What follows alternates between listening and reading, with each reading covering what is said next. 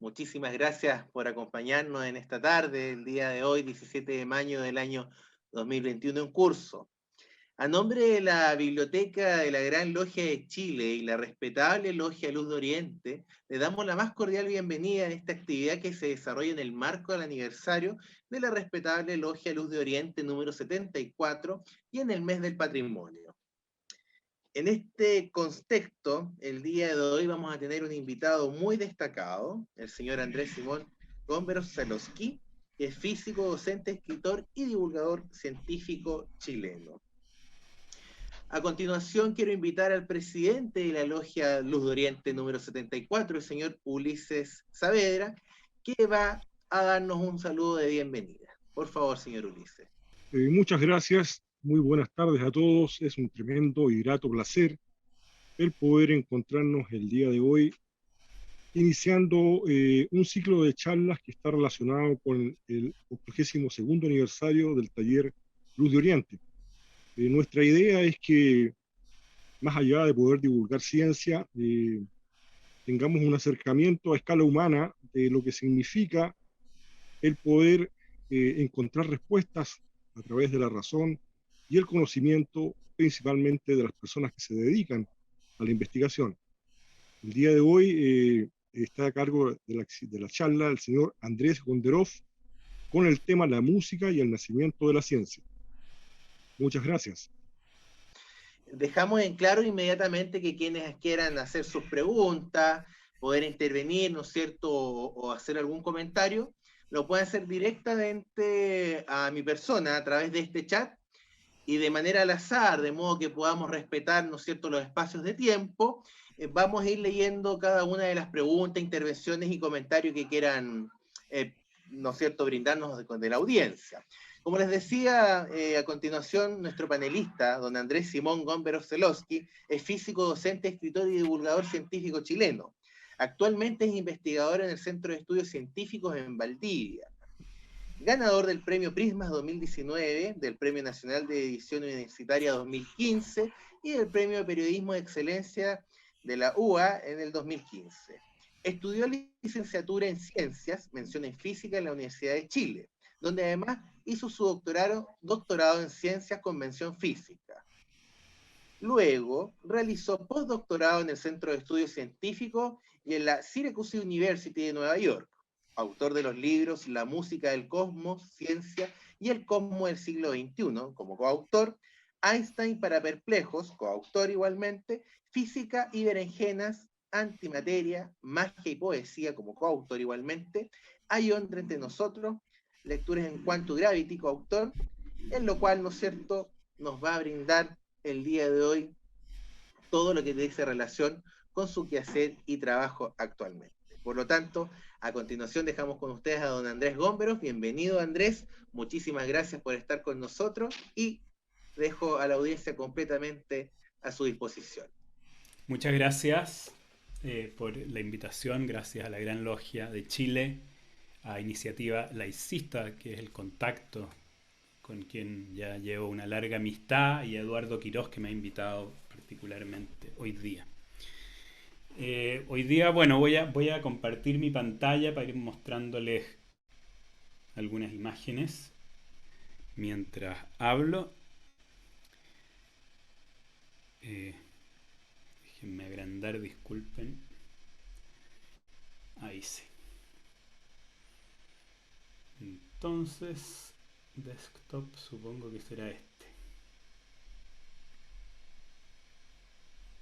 Bien. ¿Se está viendo? Sí, parece que sí. Pero vamos a la primera. Perfecto, entonces este es el título, la música y el nacimiento de la ciencia. Yo le puse entre paréntesis para agregarle algo de suspenso y muerte como una pregunta.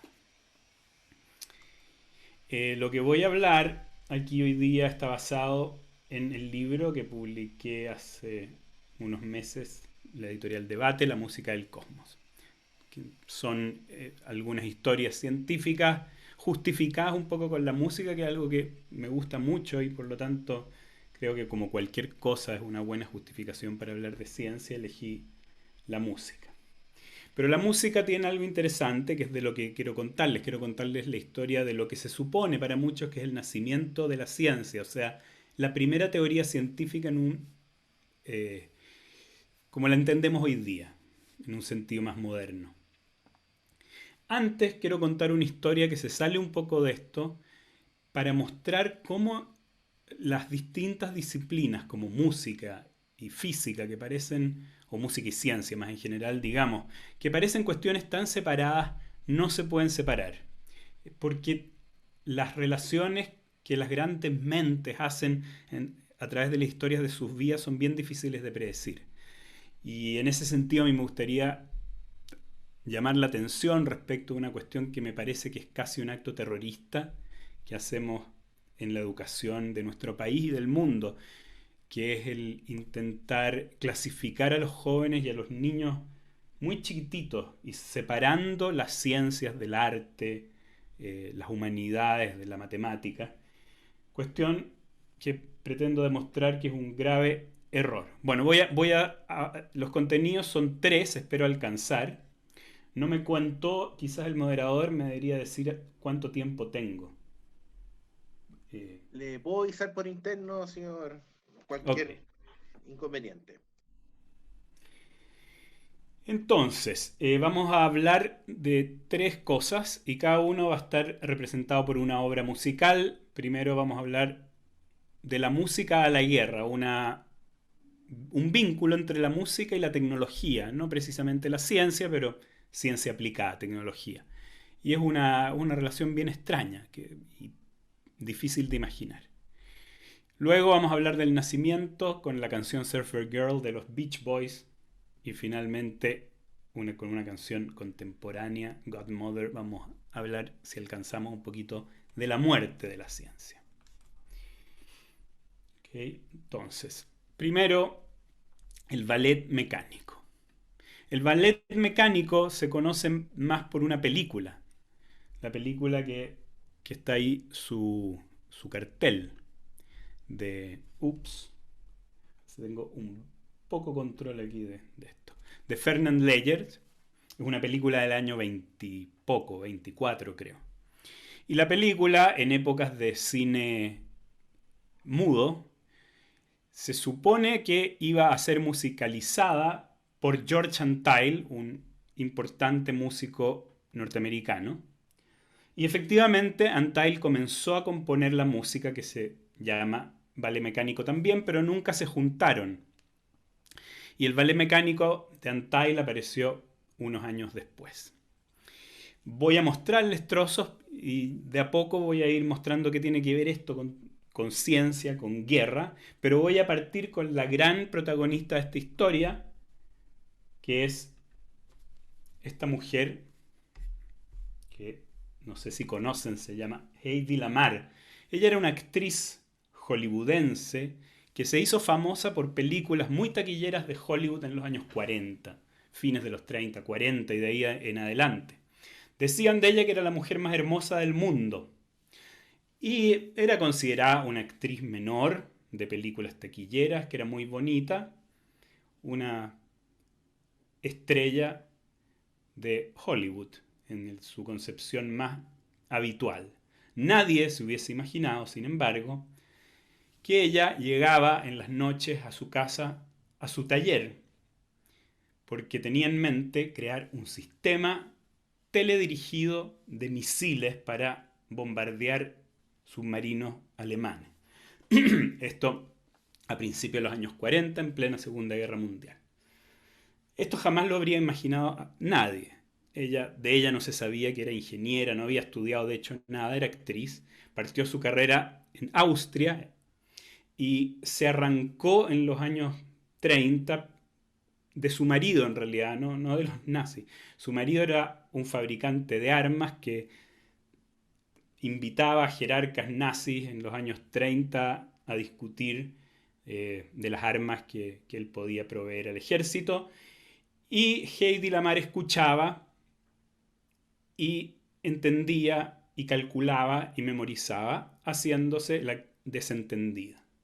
Su marido era muy machista, conservador, no quería que ella siguiera trabajando como actriz, así que Heidi estaba en la casa y en algún momento se aburrió y se escapó de la casa y se fue en barco a Hollywood.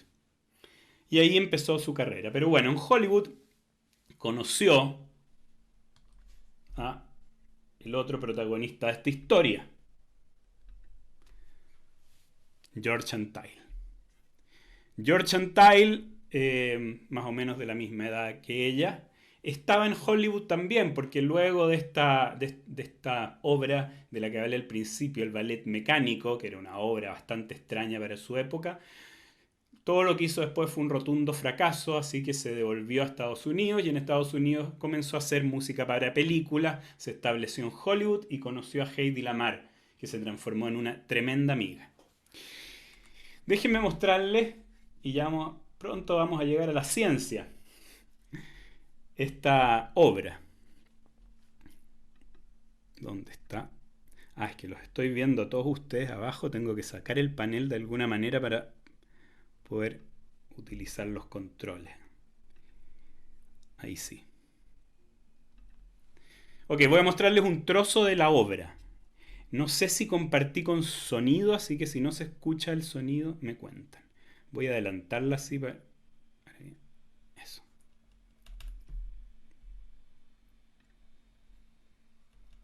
No, parece que no tenemos sonido.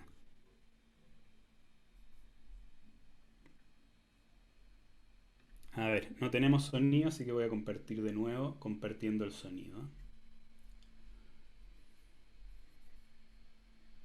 Compartir pantalla. Disculpen. Ahora sí.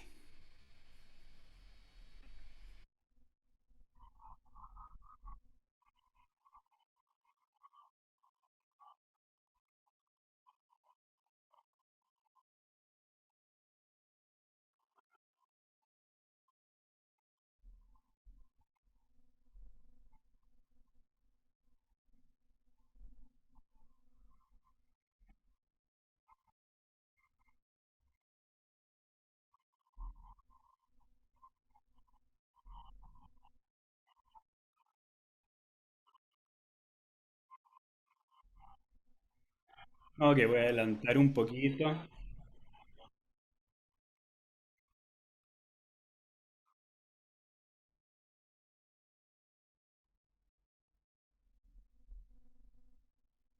Ok, hay poco tiempo, así que esto lo pueden encontrar en internet si quieren verlo. Tal como les conté, la música nunca llegó a ser parte de la banda sonora. Esta es una sincronización contemporánea que alguien hizo en internet y musicalizó la película con esta banda sonora que nunca lo fue. La película es una película modernista que tiene una música bien mecánica, de ahí el ballet mecánico. La idea era mostrar las máquinas, las industrias como una obra artística, como un ballet. Y entonces la música tenía un poco ese mismo carácter. George Antheil la musicalizó para sirenas, ustedes escucharon las sirenas, timbres, y más importante, 16 pianolas. Las pianolas, no sé si las conocen todos aquí, se las muestro. Esa es una pianola. A fines del siglo XIX las pianolas eran una forma bien popular de reproducir música en casa. No existían en esa época buenos sistemas de fidelidad para reproducir en casa música y la gente tenía que, bueno, la gente adinerada contrataba un cuarteto de cuerdas fiestas, hasta que llegó esta máquina que funciona con esos rollos de papel perforado. Ustedes podían en esa época comprar y tener acceso a miles de obras que venían en rollos perforados. Usted metía ese rollo perforado en la pianola y la pianola tocaba automáticamente con la información que venía allí codificada.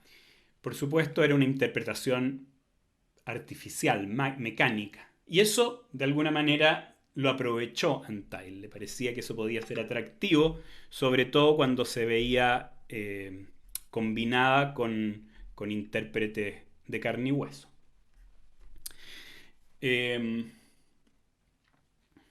Bueno, también tiene esos pedales. Ustedes pueden ver que le dan más emotividad. Con esos pedales podía el intérprete o el que manejaba la máquina, la pianola, cambiarle un poco, apurarlo, disminuirla, aumentar el tempo o el volumen, o sea, jugar con la dinámica y darle un poco más de expresividad. Bueno, George Antheil tenía un problema. De hecho, nunca pudo interpretar la versión original de su obra en su época, en 1926. El problema era, y aquí vamos a empezar a hablar de ciencia, es que tenía que sincronizar 16 pianolas. ¿Por qué? Porque ustedes se imaginan, tenemos en el escenario 16 de estas máquinas y todas tienen que partir simultáneamente y mantenerse sincronizadas. La música tiene que ser muy estricta en eso, porque nuestro oído es muy preciso en detectar diferencias de sincronización y realmente destruye eso toda la obra. Hasta el peor de los oídos se daría cuenta rápidamente de un pequeño error en sincronización. Bueno, trató y trató, pensó. Mientras su amiga estaba en su taller tratando de hacer torpedos teledirigidos, él pensaba en la sincronización de las pianolas. De hecho, nunca se pudo interpretar el ballet mecánico en su versión original hasta 1999, cuando se hizo una representación en Estados Unidos en que las pianolas eran controladas a través de computadores. Bueno, pero ¿qué pasa? Que en algún momento estos dos genios artísticos se encuentran y Hedy Lamarr le cuenta el problema que tiene. El problema que tiene es que quiere hacer un sistema de comunicación entre un operador y un torpedo por radio que no sea posible de, por una parte, interferir por el enemigo y número dos, que no sea capaz de darse cuenta, de escuchar la comunicación. Y entonces, de manera efectiva, conducir los misiles a los submarinos alemanes U-boats que estaban haciendo de las suyas en el Atlántico entonces y que habían impresionado mucho a Hedy Lamarr, que además venía de una familia judía que se convirtió al cristianismo, pero ella tenía muy presente las matanzas de los nazis y en particular los U-boats que estaban hundiendo barcos con niños en las noticias, y pensaba en este problema.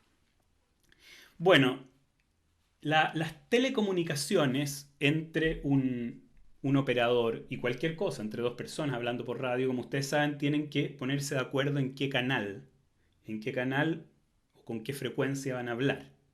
Entonces, si el operador transmite en cierta frecuencia, de radiofrecuencia, el torpedo tiene que también estar sintonizado a esa misma frecuencia. Y el problema es que una vez que el enemigo se da cuenta de qué frecuencia se está usando, puede emitir muy fuerte en esa frecuencia y interferir en la comunicación y el torpedo se va para cualquier lado. Entonces lo que proponía Hedy Lamarr era un sistema que hoy día se llama de salto de frecuencia, que es un famosísimo sistema que usamos hasta el día de hoy en cosas como el Wi-Fi. El sistema lo que propone es que en lugar de transmitir en una sola frecuencia, vamos a, de manera errática, irnos cambiando de frecuencia. Una frecuencia, luego, como que estuviéramos sintonizando distintas radios. El problema era que esta cosa tenía que hacerse sincronizada y también el torpedo tenía que estar saltando de frecuencias de la misma manera. Y eso no sabía cómo hacerlo, se lo contó a George Antheil, su amigo, y George Antheil le contó que él tenía exactamente el mismo problema. Él necesitaba sincronizar pianolas de la misma manera como Hedy Lamarr necesitaba sincronizar el transmisor y el receptor de las señales de radio. Entonces se les ocurre que lo que tienen que hacer es meter un rollo de pianola en el torpedo, tanto como en el sistema de emisión, en el controlador, de manera que estos rollos de pianola tienen ahí, se fijan, tan perforados. Entonces van indicando simultáneamente tanto al operador como al receptor en qué frecuencia tienen que sintonizarse.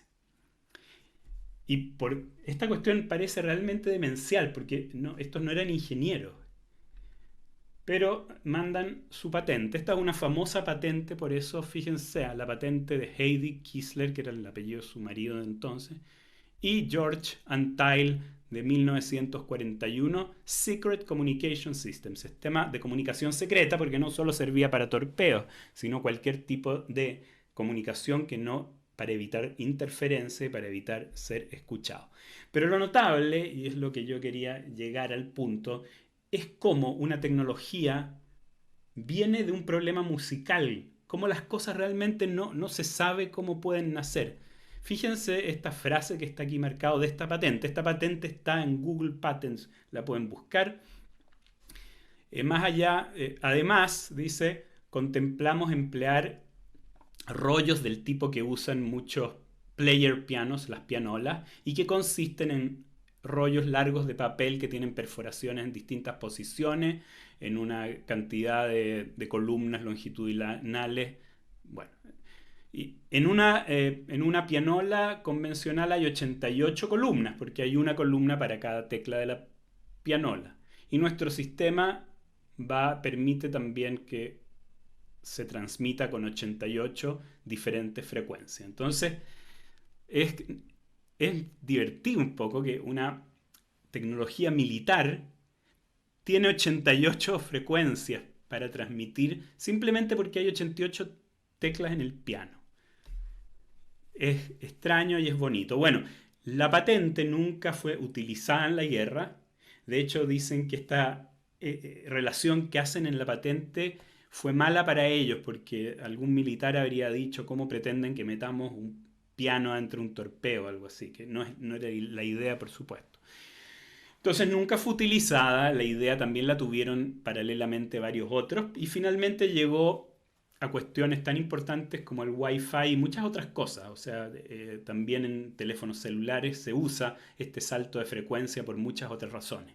Hedy Lamarr, hace muy poco se supo que tenía todo este lado B o lado A realmente, porque fue muy impresionante. Le dieron premios de ingeniería, doctorados honoris causa, y hoy día se la conocen ya por mucha gente más por sus grandes logros como ingeniera electrónica, junto con su amigo George Antheil. Bueno, esa es la historia que conecta música y ciencia desde un lado bastante no convencional.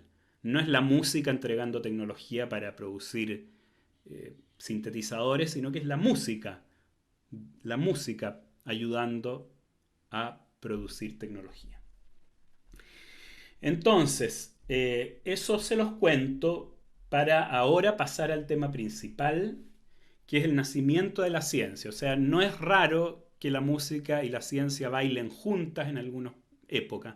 Es tan poco raro que de hecho la primera teoría científica jamás concebida es una teoría musical. Y para entenderla a qué nos referimos, vamos a empezar también con una canción.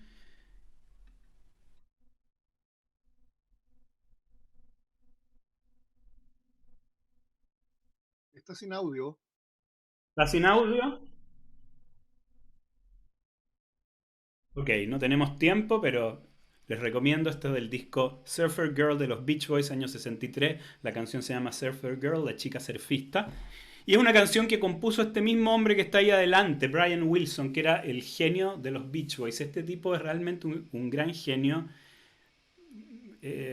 Para los que no conocen a los Beach Boys, son parte de los fundadores del rock pop que nació junto a los Beatles. Ellos eran contemporáneos a los Beatles, que tuvo esta magistral idea de alguna manera de recoger las raíces del rock que nacía en Estados Unidos, del blues y el jazz, con la música europea clásica. Y entonces no es raro hoy día, y bueno, los Beatles ustedes han visto que tienen muchas obras que tienen orquestas clásicas, obras que ni siquiera tienen instrumentos de rock, sino que orquestas o un cuarteto de cuerdas, etc. Esto es un paréntesis en realidad, sí, pero solo porque me gustan los Beach Boys, pero eso es lo que uno puede hacer cuando da una charla. Entonces, ¿qué tienen que ver los Beach Boys con todo esto? Bueno, los Beach Boys son un ejemplo, y sobre todo esa canción, ¿eh? Porque después se ponen harto más sofisticados, de música que nos llega al corazón así como una inyección de azúcar. No requerimos demasiada preparación ni demasiada instrucción musical para disfrutar una canción tan simple y con armonías tan hermosas. Entonces, mira, aquí puedo mostrarles una versión a capela de los mismos Beach Boys en que las armonías se notan más.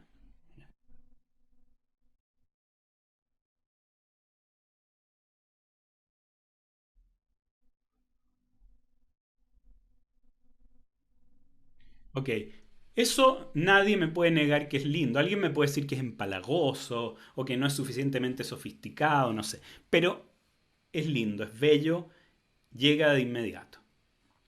Y quisiera yo comparar eso con esto, miren, escuchen.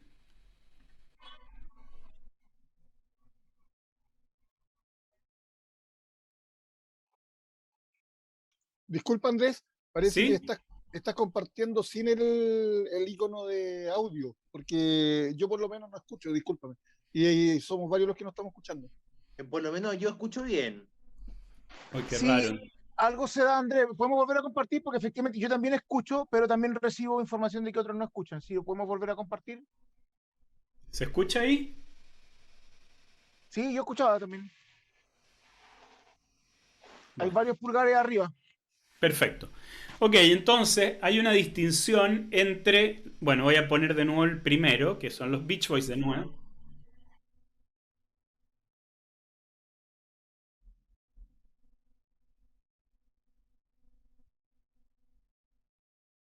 Y al otro lado tenemos el cuarteto de cuerdas número 3 de,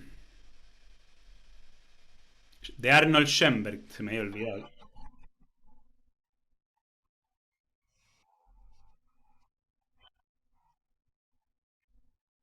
Ok, entonces hay una pregunta evidente que es una pregunta científica.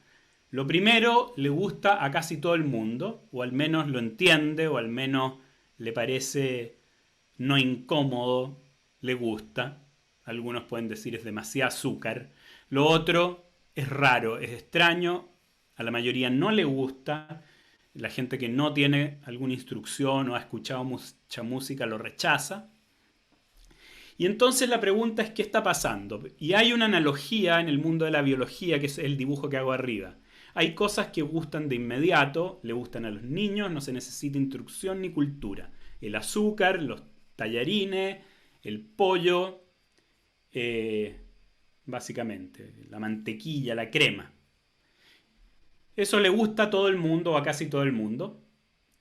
En cambio, el agua tónica, los erizos, el queso Roquefort, es algo que no le gusta a un niño, que requiere de un bagaje cultural, de acostumbrarse. Ahora, ¿por qué es eso? Y la razón sí la podemos dar en biología.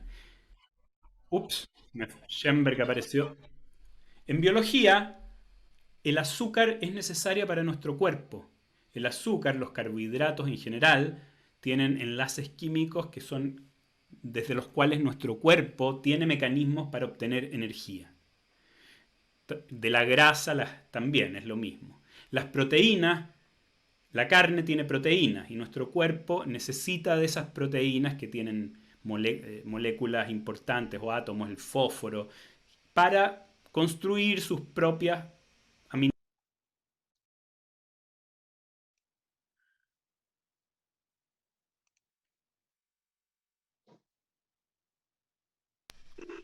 Perdón, había un problema con mi audio. Sí, te pusiste en mute. Un segundo. Ah, pero Ahí volviste, ahí volviste. Ok, pero se escuchó lo que estaba... Ya, sí, entonces, estaba diciendo que el azúcar es... tiene la energía que necesitamos, la carne tiene los aminoácidos que necesitamos, la grasa también tiene energía. Entonces, todos estos tipos de moléculas estamos concebidos de manera evolutiva, digamos, hablo de la evolución de Darwin, para que nos guste. Porque si no nos gusta y no comemos, nos vamos a morir, vamos a estar débiles. Mientras más nos gusta, mejor, más lo perseguimos, más nutritivos somos. Lo mismo ocurre con el sexo. Si no nos gusta, no nos reproducimos. Entonces hay ciertas cosas que son importantes para mantener nuestra especie y reproducir nuestros genes, que es el objetivo final, digamos, si se puede llamar objetivo, pero es el motor de la evolución de la vida. Sin embargo, el agua tónica, por ejemplo, es un ejemplo de algo que es totalmente inconcebible porque nos gusta.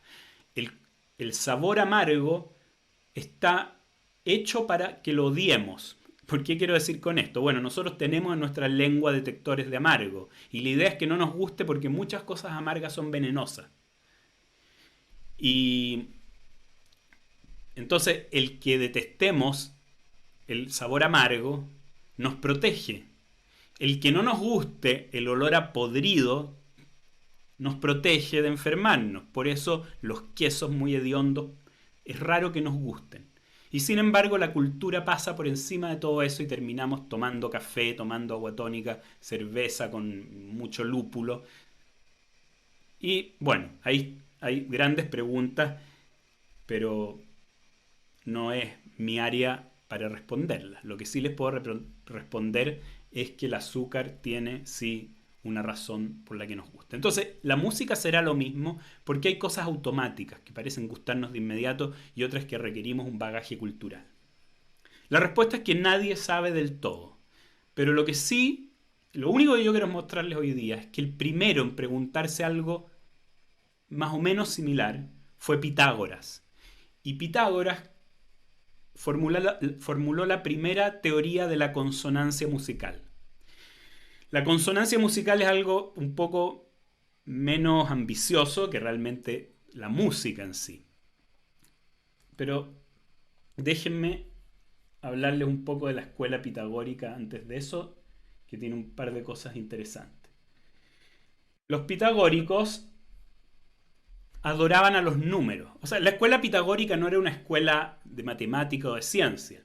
En esa época estaba todo mezclado, como a mí me gusta, como debería seguir siendo en algún sentido. Entonces los pitagóricos eran una escuela de filosofía, astronomía, matemática, pero también misticismo, religión, todo estaba unido. Y eran una escuela que para entrar en ella había que jurar por este objeto. Este objeto es el símbolo sagrado de la escuela pitagórica. Se llama tetractis y el tetractis consiste en 10 puntitos que están dispuestos en ese triángulo. La primera fila tiene 1, después 2, 3 y 4, simbolizando los primeros 4 números naturales.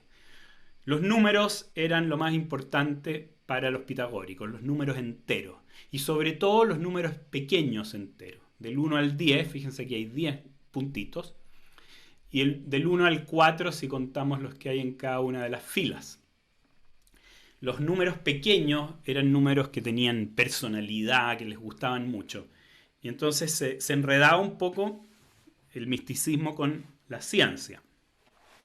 Para los pitagóricos, donde hubiesen números, había alma. Y donde había alma, había materia, y todo estaba conectado, pero basado en los números. Un poco como hoy día los físicos basamos todas nuestras teorías de la naturaleza en matemática. Y de algún modo de ahí parte todo esto, tal como les estaba contando. Juro por el descubridor del tetractis, germen de nuestra sabiduría, la raíz perenne de la fuente de la naturaleza. Era el juramento pitagórico. Ahora, déjenme mostrarles cómo encontramos la relación entre el tetractis y la consonancia musical. Y para eso vamos a a ir a otra canción del año 63 que quiero mostrarles. A los Beatles.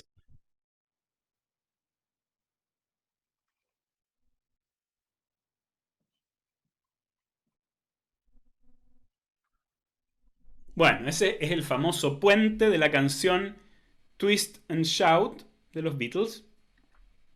Twist and Shout en realidad no es de los Beatles, es de, por si hay algún fan, es de los Isley Brothers, pero la versión que hicieron los Beatles debe ser la más famosa. Y en la mitad de la canción está ese puente en que cantan simultáneamente a, hacen a, pero en 4 voces, y les voy a mostrar exactamente.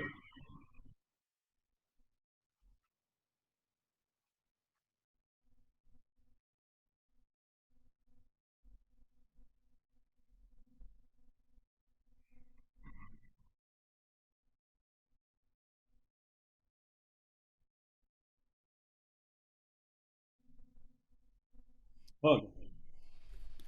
Bueno, y aquí tengo lo que llamo la lira de Pitágoras y los Beatles. Tengo aquí mi la bemol que canta Lennon. George Harrison canta un do. Mi bemol, Paul McCartney. Después sube Paul McCartney, hace sol bemol. Y después todo junto.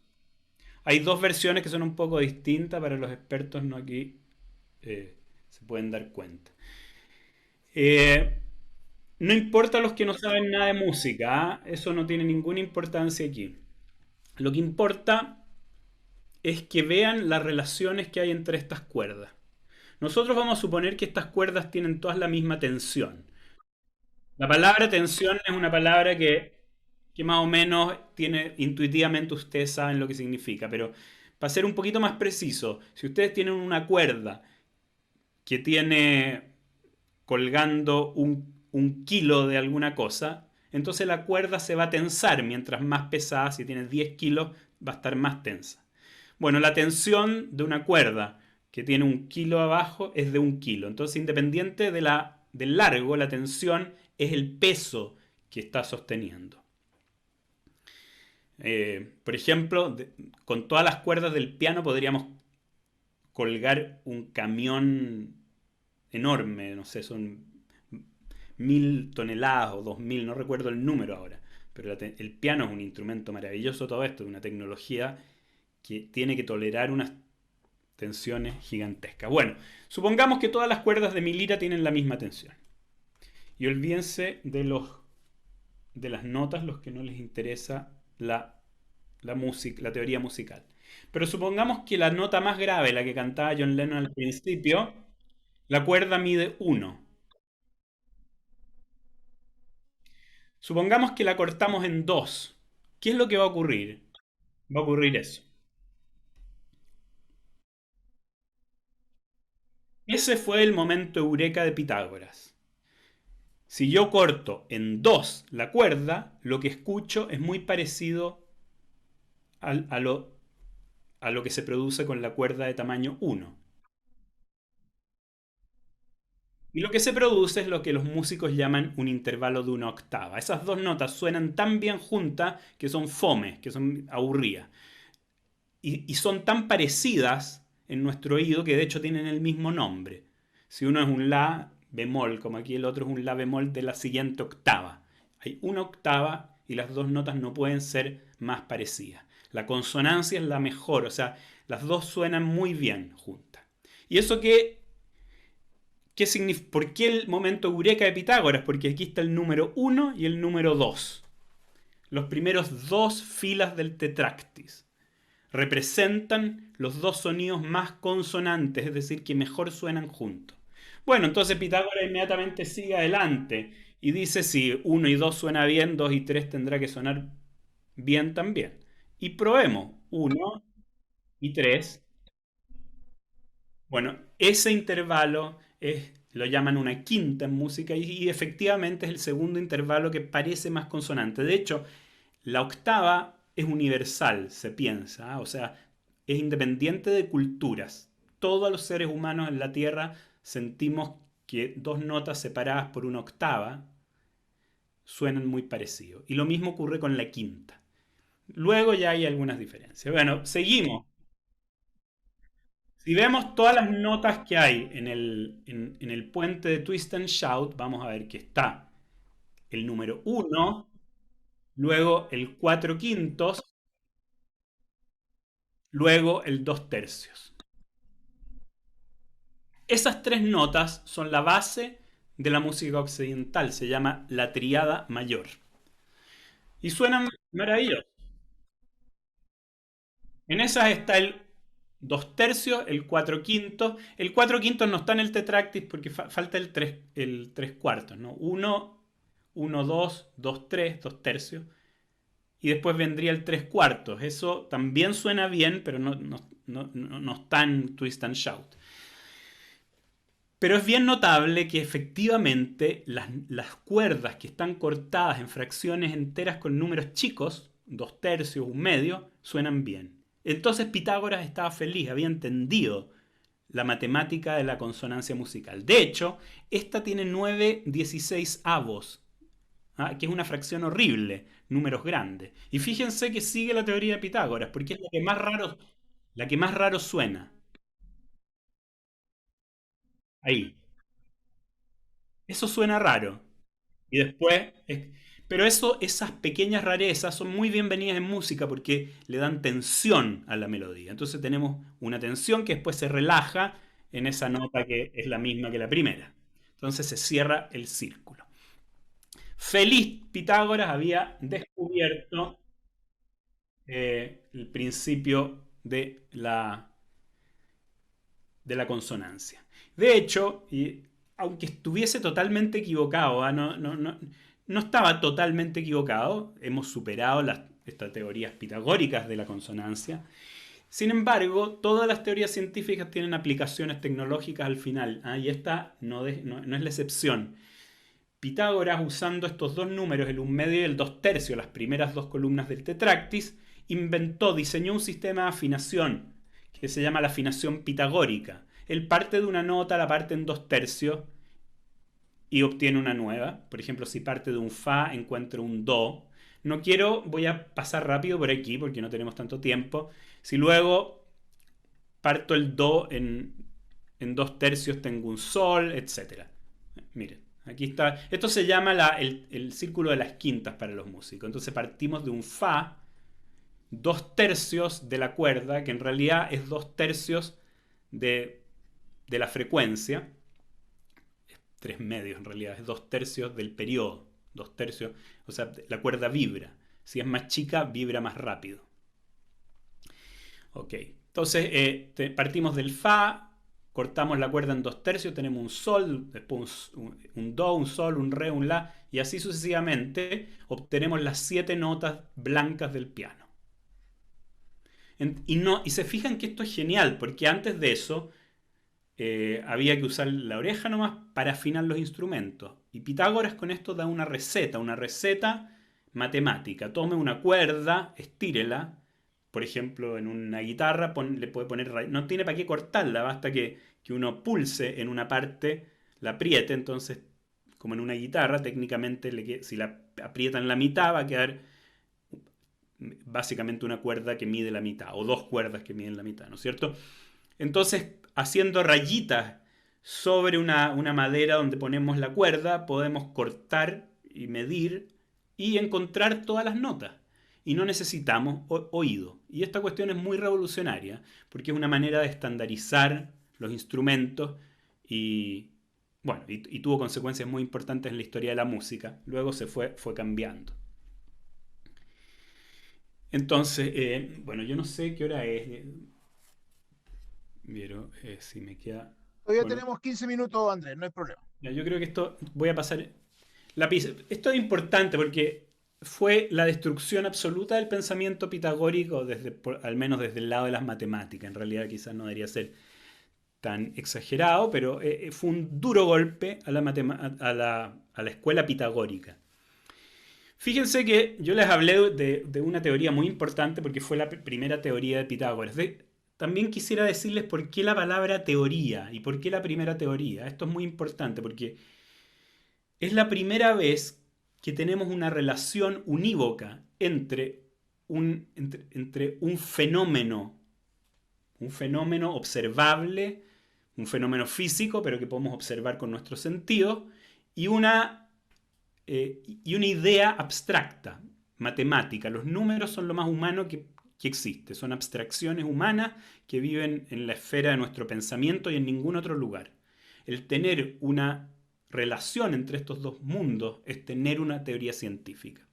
Relacionar números con nuestra concepción de belleza sonora. Se dice que esta teoría del siglo VI a.C. es la primera teoría en este sentido que se conoce. Pitágoras, sin embargo, es más conocido por su famoso teorema de Pitágoras, que aquí lo estoy poniendo en un caso muy especial. Si tenemos un cuadrado que mide 1, 1, 1, 1, un metro, por ejemplo, entonces su diagonal, y aquí dibujamos su diagonal mide raíz cuadrada de 2. ¿Por qué? Bueno, porque un cateto al cuadrado más el otro cateto al cuadrado tiene que ser igual a la hipotenusa al cuadrado. Ese es el teorema de Pitágoras, ¿no es cierto? Este es un triángulo que tiene un ángulo recto aquí. Y por lo tanto 1 al cuadrado más 1 al cuadrado es 2. ¿Y cuál es el número que al cuadrado es 2? Bueno, se llama raíz de 2. Es un número extraño que tiene muchos dígitos. Los pitagóricos pensaban que cualquier número se podía escribir como una fracción, o sea, como una división de dos números. Y fue una tremenda revolución cuando uno de su escuela demostró que la raíz cuadrada de 2 no se puede escribir como una fracción. Es decir, no se puede escribir como 4 séptimos o 145 millones dividido en 3. No hay dos números enteros cuyo cociente sea raíz cuadrada de 2. Dice el mito que ese pobre hombre fue lanzado a las aguas del mar Egeo por haber mostrado una verdad que asesinaba el concepto de números enteros. Porque había algo, un fenómeno, porque esto no es una idea loca. O sea, si ustedes van a la ferretería y le dicen al ferretero, mire, yo tengo un campo que mide 1 por 1 por 1 por 1 y quiero ponerle un alambrado por la diagonal, ese alambre mide un número raíz de 2 y queremos saber cuánto es en un número, por ejemplo, decimal. Entonces no es un problema abstracto solamente, es un problema práctico. Ese número tiene que existir porque existe esa reja, ese alambrado. Ok, entonces ese es un número que es infinitamente no pitagórico. Uno se pregunta, ¿qué pasa si tocamos una cuerda que mide 1 y luego tocamos una cuerda que mide raíz de 2? La teoría pitagórica diría que esta cuestión suena horrible, porque no hay ningún número entero siquiera, o sea, es horrible. Y efectivamente, esas dos notas aquí están juntas. Esas dos notas están separadas por lo que los músicos llaman un tritono. Ese es un intervalo que estaba prohibido durante la Edad Media. Es uno de los intervalos más disonantes que tenemos en nuestra escala, entre el La y el Re sostenido, por ejemplo. A pesar de eso, de nuevo, por la cultura, lo usamos. Fíjense, y aquí tengo un ejemplo. Miren a Jimi Hendrix.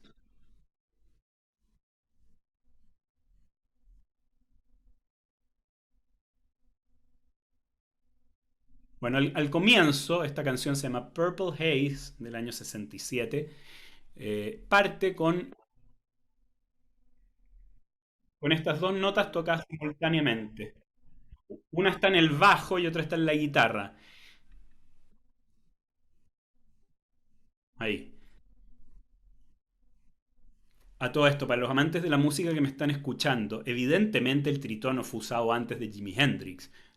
La música docta, me carga ese término, pero bueno, se entiende, europea la usó mucho antes. Yo hablaba de la Edad Media como una época que se trataba de no usar, pero ya desde el barroco hay tritonos.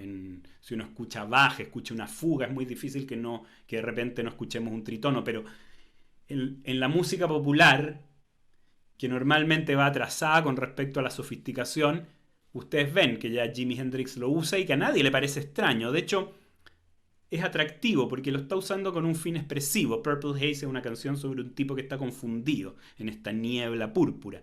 Y la confusión se puede expresar de muy buena manera a través de esto, de esta armonía muy atonal, no es atonal la palabra, eh, disonante. Entonces, bueno, la teoría pitagórica es maravillosa porque predice esa disonancia a pesar de que nos guste igual. Segundo, alguien me podría haber preguntado cómo es posible que el la y re sostenido, notas que están en el piano, una es negra, sí, pero no importa, pueden tener una raíz cuadrada de 2 de diferencia. Yo les acabo de contar que Pitágoras usaba puras fracciones para definir. Bueno, la razón es que ya no usamos la escala pitagórica, usamos una escala que está plagada de raíces cuadradas de 2.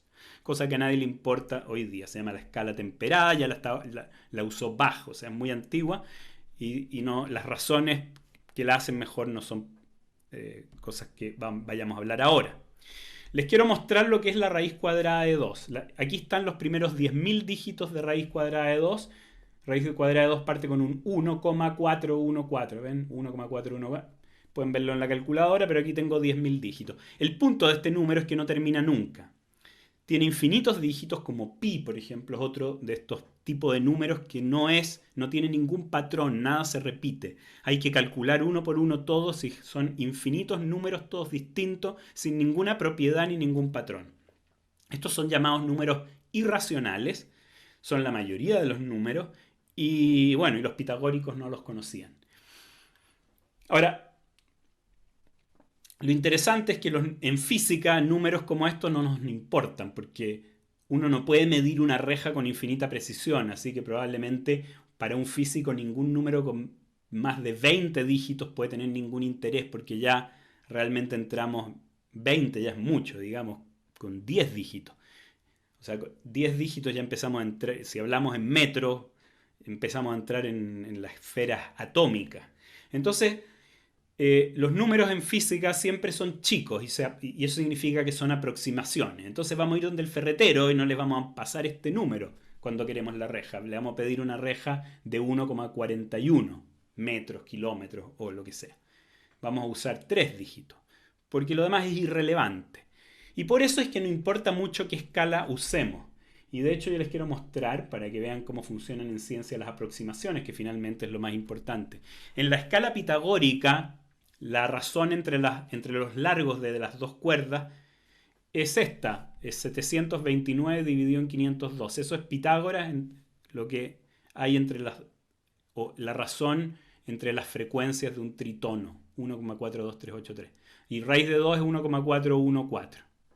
Bueno, para un oído imperfecto como el mío, no hay ninguna diferencia entre estos intervalos si a mí me afinan el instrumento pitagóricamente o temperadamente. Quizás Brian Wilson, el líder de los Beach Boys, se da cuenta, o cualquier violinista que esté aquí escuchándome. Pero normalmente entonces las aproximaciones nos permiten equivocarnos un poquito y por eso existen infinitas posibilidades de afinación. Uno se termina acostumbrando. Bueno, entonces esto ha sido para hablarles de ciencia, del nacimiento de la ciencia, de la primera teoría, de qué es una teoría, de cómo cualquier teoría, por demencial que parezca al principio, como esta pitagórica, tiene aplicaciones y nos da origen a aplicaciones que eran antes de eso difícil de predecir. Y finalmente que existen distintas aproximaciones para todo o sea, distintos puntos de vista, y lo importante es que se aproximen bien unas con las otras. Entonces distintas teorías musicales dan origen a distintas afinaciones, pero con números parecidos. Ok, entonces quiero terminar rápidamente con una cosa, simplemente para provocarlos un poquito, hablarles de la muerte de la ciencia. Holly Herndon, el año 2019, publica este disco que se llama Proto, que les quiero dar un poco de susto. Quiero mostrárselos muy brevemente.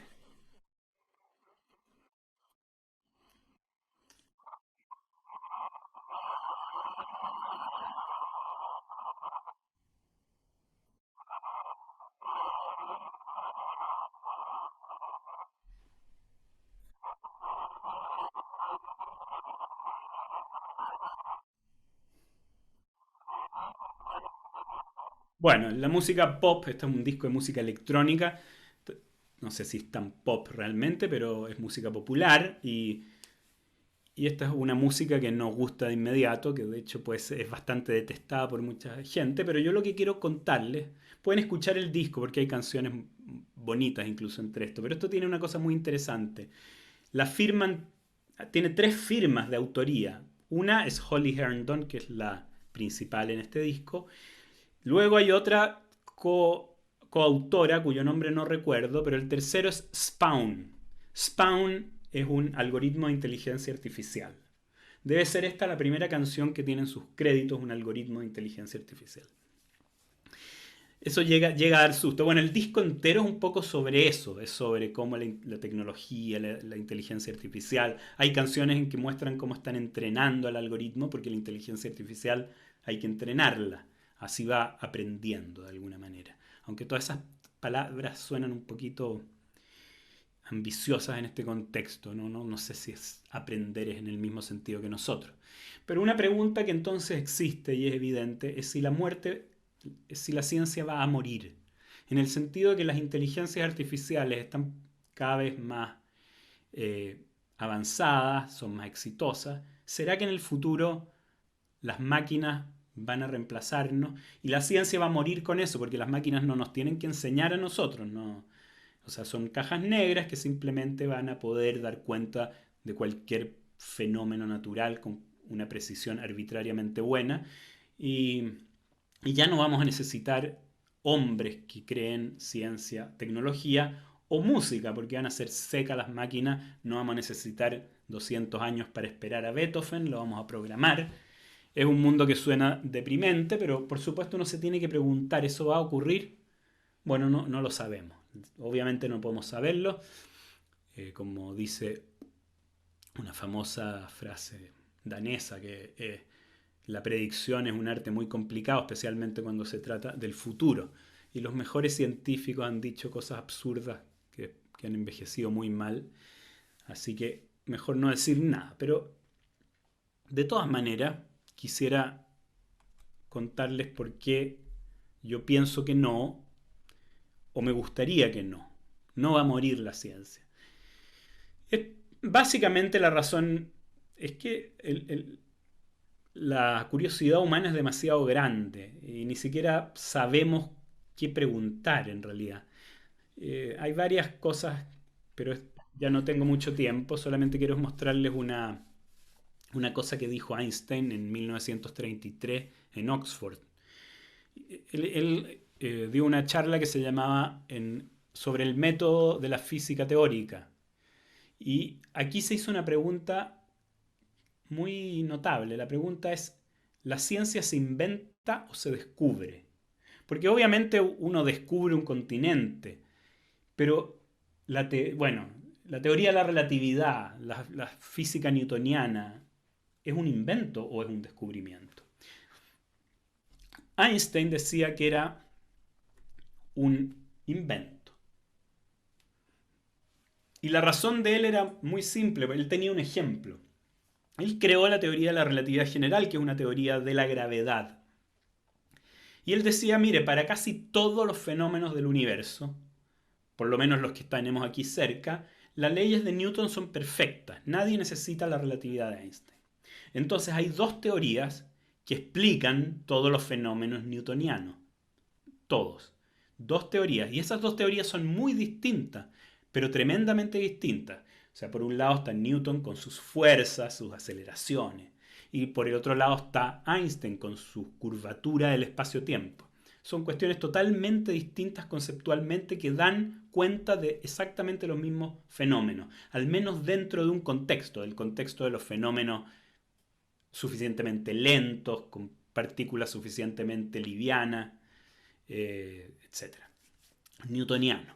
Entonces él decía, bueno, eso significa que si yo agarro una cantidad enorme de datos y los meto en una caja negra que llamo ciencia, no me va a dar una sola teoría, porque hay 2 teorías. Si yo le meto a la máquina todas las órbitas de los planetas, los edificios, la física de las mareas, toda esa que es muy bien explicada con Newton, meto todo eso, ¿qué sale? ¿Sale la teoría de Einstein o sale la teoría de Newton? Entonces ahí Einstein llega a la conclusión, bueno, como no sabemos, ¿por qué no sabemos? Es porque esto es un invento. Entonces, si es un invento, hay una cosa más que podemos decir, que es que las máquinas no sé si pueden realmente imitar esto, porque no es cierto que los datos impliquen una teoría. Y eso es mi crítica personal principal en contra de este gran auge de la ciencia de datos. Los datos no son la teoría. La teoría requiere de una eureka, de imaginación, de un invento. Y eso me hace tener la esperanza que las máquinas no nos van a reemplazar, pero bueno, eso es solo una esperanza y con eso termino y les doy las gracias. A ver, ahí desde Valdivia con cariño. Muchísimas gracias, estimado Andrés, de verdad, tu ponencia magistral nos hace sentir en cómo la ciencia, desde su, ¿no es cierto?, vasta historia, en sí misma van convergiendo. Y para mí era totalmente desconocido cómo la música podía tener mayor provecho y, por supuesto, mayor conocimiento en este ámbito. Así que agradecerte, Andrés, por tu tiempo, por tu espacio, y en honor al tiempo, ¿no es cierto?, y poder compartir un poco con nuestros invitados que están participando. Gracias nuevamente a todos los participantes que están conectados con nosotros. Pregunta para ti, Andrés, muy breve, que dice, ¿qué libro recomiendas para aprender teoría musical desde un punto de vista matemático o algo similar? Gracias de antemano. Mire, yo quisiera decirle, eso sí, antes, un disclaimer, yo no soy músico y estoy muy lejos de la música, yo soy un amateur en música. Mi libro es un intento de utilizar la música como un instrumento para hablar de ciencia y para discutir relaciones que son poco habituales y que hacen más interesante aún estos dos mundos, tanto el musical como el científico. Pero lo mío es la ciencia. Entonces, yo cuento en mi libro, en La música del cosmos, hay un capítulo en que se habla un poquito de esto, de la afinación pitagórica y algunas cosas muy superficiales sobre teoría musical. Hay varios libros sobre música más científicos, más divulgativos. Hay uno de Philip Platt, no, ¿cómo se llama? Philip Ball, que se llama El instinto musical, por ejemplo, que es una de las fuentes musicales que yo utilicé al escribir el libro.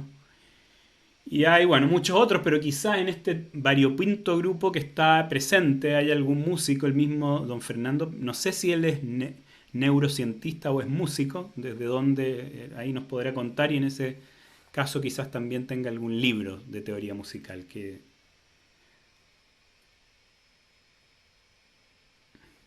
Así que me disculpo en ese sentido porque creo que lo que yo diga puede ser muy azaroso. También me preguntan si es posible que puedas compartirnos tu correo electrónico para enviarte algunas preguntas. Sí, claro, mi correo electrónico es mi apellido, Gomberov, que pueden ver ahí en el Zoom, @gmail.com. Muchas gracias. Tenemos al usuario de nombre Eulogius que nos pidió poder intervenir. No sé si estará presente ahí y me puedas colaborar, Eduardo, en brindar obviamente apertura del micrófono, y por supuesto está por ahí el usuario que está con el nombre Eulogius para que pueda participar y hacer su consulta. Sí, está habilitado. Muchas gracias. Por favor. Muchas gracias a los expositores, realmente apasionante este tema. En realidad quizá porque tenía dos grandes temas. Uno es respecto al sistema temperado que Bach desarrolló, una obra llamada, bueno, el clave bien temperado, muy conocida, y hasta el día de hoy está la discusión de si bien temperado alude a qué cosa. No necesariamente es temperamento igual, y eso, bueno, debe tener muchísimos alcances si pudiera desarrollar algo, Andrés. Y la segunda cuestión tiene que ver con el teorema de incompletitud de Gödel y sus alcances respecto a la inteligencia artificial y qué pasa con lo que él habló de estos algoritmos de aprendizaje y de otras cosas. Si pudiera desarrollar esas dos ideas, sería súper. Muchas gracias. O sea, tenemos poco tiempo y no creo que pueda ayudarlo mucho. Déjeme decirle una cosa. La afinación temperada, o sea, hay distintas... Es un mundo. Toda esta cuestión de la afinación es un mundo. Y como le digo, yo en música soy amateur. No conozco con precisión la historia de esta escala. Lo que sí le puedo contar es lo que es en términos modernos.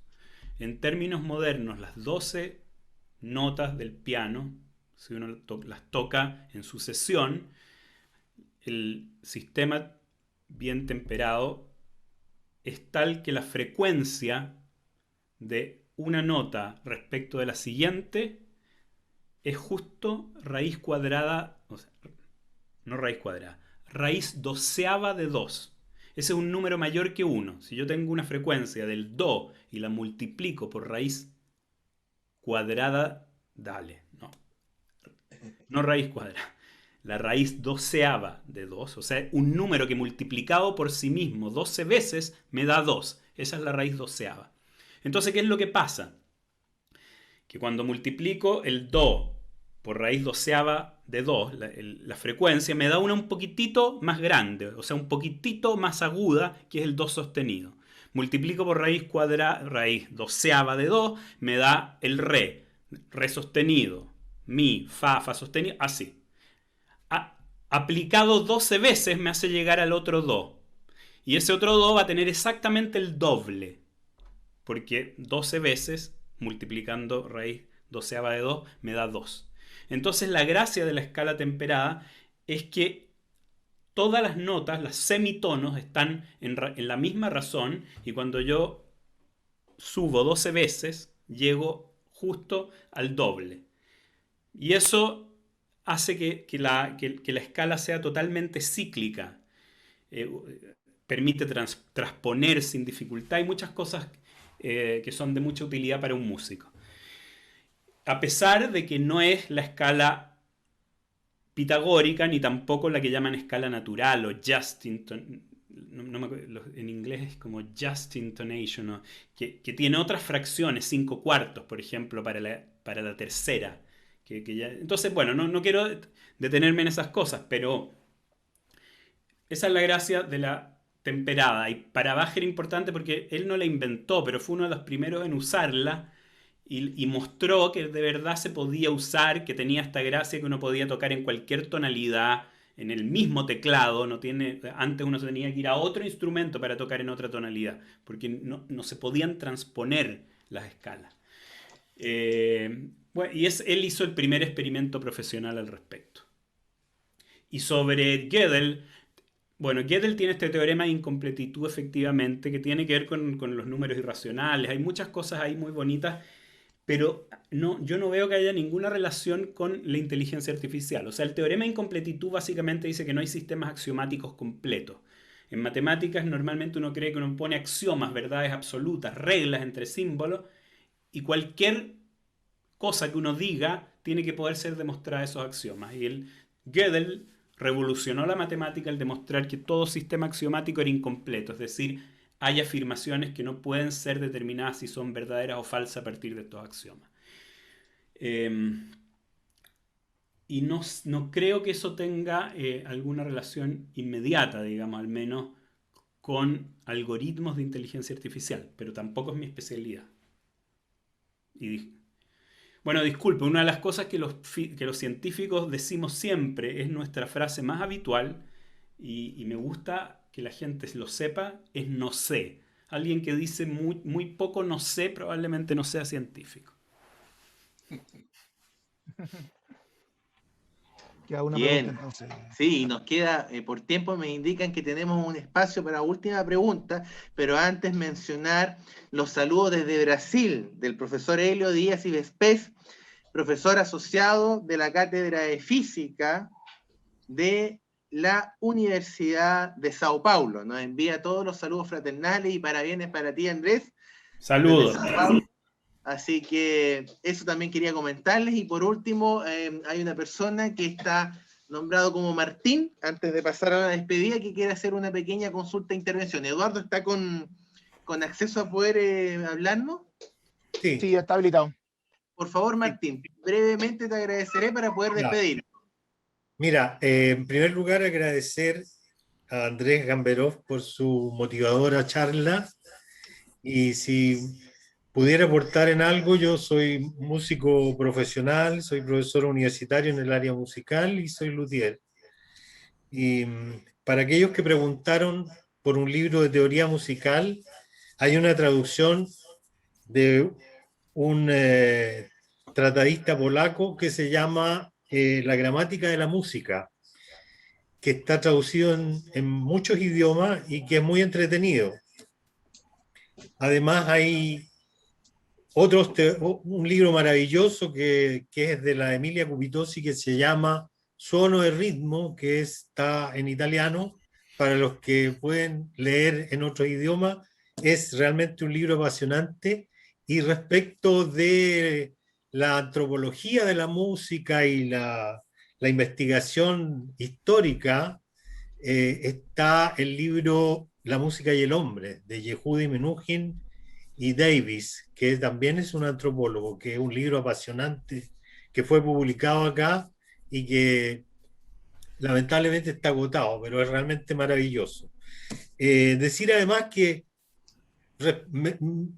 como es poco el tiempo, me hubiera gustado hablar un poco del tema del clavecín bien temperado, que en la época de Bach no existía el piano forte, el piano como lo conocemos hoy, y Bach creó esta obra en la expectativa de un instrumento bien afinado, porque a él no le satisfacía la afinación del clavecín. Él había construido un preludio y fuga en cada una de las tonalidades, en los modos mayores y menores, pero a él no le satisfacía su afinación en cada una de las tonalidades. Y fue así que un luthier italiano, Cristoforetti, creó el pianoforte, que vino a ser el clavecín bien afinado, es decir, la obra de Bach motivó la creación del piano como un instrumento evolucionado en términos de afinación. Eso podría ser mi aporte. Muchas gracias. Agradecido, Martín, por la invitación. Agradecido, Martín, por la intervención. Claramente, Andrés, desde el punto de vista científico, como él bien nos aclaró, no es su expertise la música, ¿no es cierto? Pero estos datos son clave para poder comprender un poco más, y como dijimos al principio, ¿no es cierto?, que convergen. Andrés, Sí, pero, nuevamente... oye, déjeme comentar una cosa. Solamente para ser bien científico. O sea, yo evidentemente no conozco mucho, o no soy experto en la historia de los instrumentos y de las afinaciones, que hay muchas en distintos lugares y los estándares. Y si bien agradezco el comentario de Martín reciente, solo para que no haya confusión, independiente de si el clavecín hasta la llegada del piano se afinaba de otra manera, un clavecín moderno se puede afinar, y probablemente, ahí Martín me podrá responder, yo supongo que un clavecín moderno de una orquesta moderna está en la misma afinación que el piano, en la afinación temperada, porque así las cosas, ¿no es cierto? O sea, las afinaciones son independientes de los instrumentos, más allá de la historia que nos ha contado Martín. Claro, por eso, como bien tú nos dijiste al principio, sin duda alguna hay muchos temas que interesantes, hay mucha interacción aquí, no tenemos tiempo lamentablemente, pero agradecerte nuevamente, Andrés, por tu tiempo, por tu entrega en este espacio, por tu disposición. Darte las gracias nuevamente porque compartiste tu correo electrónico, y que no me cabe duda alguna que te van a llegar varias preguntas, ¿eh? Así que eso, agradecerte. Y para finalizar y dar cierre, me gustaría dejar al señor Antonio Ordóñez Urbina gran bibliotecario y archivero de la Gran Logia de Chile, quien se va a despedir de esta instancia y agradecer nuevamente tu presencia. Andrés, muy agradecido nuevamente. Esperemos que nos volvamos a encontrar en otra oportunidad y por favor le damos el pase al señor Antonio Ordóñez. Muchas gracias. Gracias. Muchas gracias. A nombre del gran maestro de la Gran Logia de Chile, Sebastián Jan Pérez, los saludo y agradezco especialmente al señor Andrés Gombertov en esta charla bastante interesante, que para algunos como yo, que soy un poco lego de la música, nos ayudó a acercarnos desde el lado racional. Yo soy científico también por formación, entonces eso nos ayuda un poco a comprender lo que es la música y el sentimiento que hay detrás de la música a través de la matemática y la ciencia. Lo agradecemos este acercamiento a esta rama del arte tan importante y sobre todo a través de la ciencia.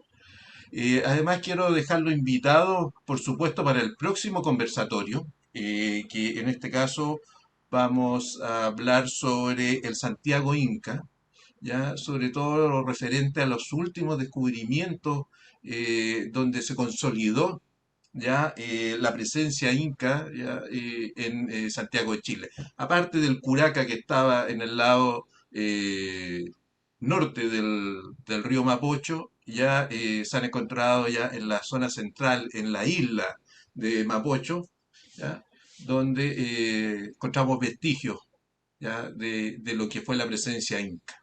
Y además de eso los quiero dejar invitados para el día viernes 28, sábado 29 y domingo 30, al Día del Patrimonio, en el cual la masonería, en su complemento, va a trabajar y presentar distintas actividades relacionadas con el patrimonio, como son las visitas a los templos, las visitas a la historia de las distintas logias que nos han ido llegando a lo largo de todo Chile, cual se encuentran trabajando, y además, por supuesto, algunos personajes relevantes en el cual nos vamos a centrar este año, principalmente en Pedro Aguirre Cerda,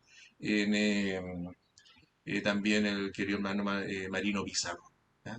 Quedan todos ustedes invitados a este pequeño tour que hacemos todos los años en el Día del Patrimonio, que dura estos 3 días, en el cual los invito a recorrer ya todo lo que es nuestro departamento de patrimonio dentro de la Gran Logia de Chile, donde está la biblioteca, el archivo y por supuesto también el museo. A todos ustedes muchas gracias y especialmente un agradecimiento al expositor de hoy día que ha sido muy interesante y quedamos en deuda con él. Muchas gracias a todos.